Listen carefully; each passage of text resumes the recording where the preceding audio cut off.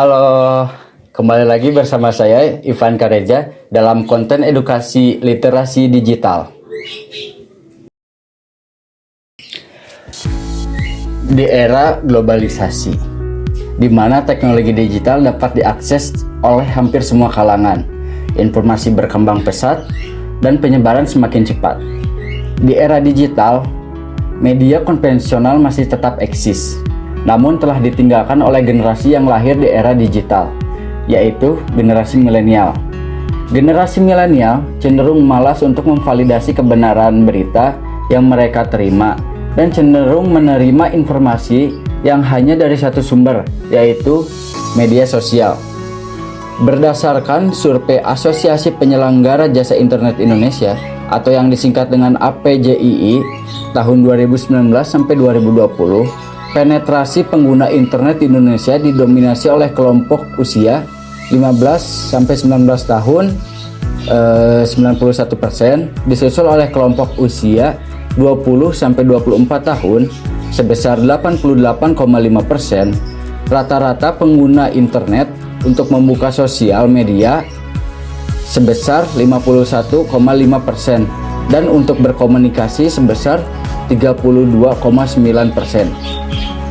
Ini artinya selain mendominasi jumlah populasi di Indonesia, kaum muda juga mendominasi penggunaan internet atau lebih spesifik penggunaan media sosial. Sisi positifnya, kaum muda memiliki kemudahan dalam mengakses dan menyebarkan informasi, mencari hiburan, serta belajar melalui internet. Masyarakat kita, terutama generasi muda, membutuhkan perhatian, bimbingan, dan pendampingan dari orang tua. Pendidik juga pemerintah, karena mereka sangat rentan dalam memperoleh konten-konten atau informasi negatif, terutama dari media sosial, yang akan berpengaruh pada cara berperilaku mereka. Hal ini menjadikan literasi digital semakin dibutuhkan sebagai salah satu program utama untuk memberikan edukasi dan juga advokasi bagi para pengguna internet, khususnya pengguna media sosial. Untuk berinteraksi di zaman sekarang, dibutuhkan pemahaman literasi digital yang sama pentingnya dengan pemahaman ilmu lainnya. Karena generasi milenial yang tumbuh dengan akses tidak terbatas terhadap teknologi memiliki gaya berpikir yang tidak sama dengan generasi sebelumnya. Literasi media atau dalam bahasa Indonesia lebih dikenal dengan melek media dianggap sebagai sebuah jawaban dari banyaknya persepsi publik mengenai pengaruh dan dampak yang muncul dari konten yang ada di media sosial yang cenderung negatif. Sehingga dibutuhkan kemampuan, pengetahuan, kesadaran, dan keterampilan bagi para publik untuk mengevaluasi pesan secara kritis. Dalam evaluasi pesan terdapat proses seleksi pesan, intervensi, dan evaluasi dampak dari pesan-pesan yang diterima tersebut. Literasi digital menurut UNESCO adalah kemampuan menggunakan teknologi informasi dan komunikasi atau yang disingkat TIK untuk menemukan, mengevaluasi, memanfaatkan, membuat, dan mengkomunikasikan konten atau informasi dengan kecakapan kognitif, etika, sosial, emosional, dan aspek teknis atau teknologi. Di dalam literasi media, konsep literasi media dibagi menjadi 3 tingkatan. Di antaranya konsep dasar, konsep menengah, dan konsep lanjut. Konsep dasar berfokus pada bagaimana cara media mempengaruhi masyarakat. Konsep menengah mengkaji lebih dekat bagaimana pesan literasi media tercipta, dan konsep lanjutan meneliti interaksi dan pesan literasi media. Berikut ini detail mengenai konsep dasar literasi media. Yang pertama ada media membangun budaya. Masyarakat dan budaya dibentuk oleh informasi dan gambar yang kita terima melalui media dan literasi media. Pada zaman dahulu, penyampaian kisah budaya kita adalah orang-orang, baik keluarga, teman, orang lain yang ada di lingkungan kita. Tapi saat ini, kebanyakan orang menerima kisah atau informasi lewat dari televisi, internet, dan sebagainya. Yang kedua, ada pesan media berpengaruh pada sikap dan tindakan. Mau tak mau, manusia harus menyadari bahwa hidupnya dipengaruhi dengan iklan, berita, film, musik, dan apa saja yang dilihat dan dinikmati sehari-hari dalam bentuk literasi media. Itulah sebabnya literasi media menjadi kekuatan budaya yang kuat dan mengapa saat ini industri media menjadi bisnis besar. Yang ketiga, ada media memakai bahasa persuasif. Media menyampaikan pesan dengan mencoba memujuk masyarakat untuk percaya dan melakukan sesuatu. Misalnya di dalam suatu iklan tersebut mencoba membuat kita membeli produknya. Novel dan drama di televisi berusaha agar tampil realistis sehingga penonton akan terus menikmatinya. Untuk melakukan hal tersebut, biasanya mereka menggunakan teknik-teknik khusus seperti pujian, pengulangan, ketakutan, humor, dan lain sebagainya yang kemudian disebut sebagai bahasa persuasif. Yang keempat, media membangun fantasi dunia. Media juga menjadi fantasi yang menyenangkan dan menghibur masyarakat. Kadang-kadang, masyarakat yang menikmati literasi media dapat mendapatkan inspirasi untuk melakukan hal yang sama atau melakukan hal yang lebih baik atau lebih bijaksana. Yang kelima, tak ada menceritakan seluruh kisah. Meski mengklaim dirinya realistis, sangat jarang pembuat media menyoroti informasi mendetail.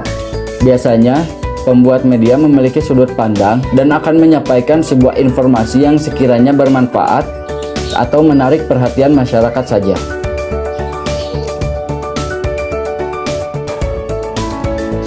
Permasalahan yang sering terjadi adalah seiring dengan derasnya arus informasi melalui media-media tersebut, masyarakat seringkali dibuat kebingungan dan tidak mampu memilah, menyeleksi, serta memanfaatkan informasi yang mereka peroleh. Perkembangan media sosial yang tengah berkembang saat ini erat dengan permasalahan tersebut, yaitu kabar bohong yang kerap kali disebut hoax. Perkembangan hoax yang semakin marak disebabkan oleh rendahnya tingkat kesadaran literasi pada media digital yang dimiliki masyarakat Indonesia. Hal tersebut dibuktikan dengan Indonesia menduduki urutan ke-60 dari 61 negara untuk budaya literasi.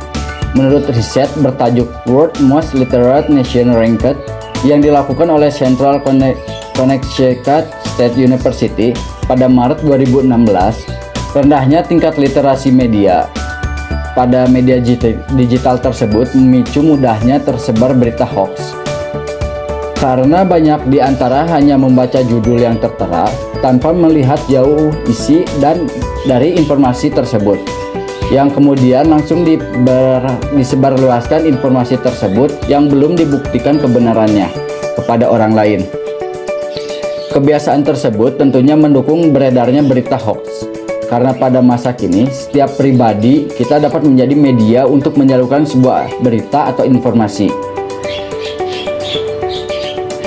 Semakin tinggi tingkat literasi media seseorang, maka semakin banyak makna pesan yang dapat digali dari konten media yang diterimanya.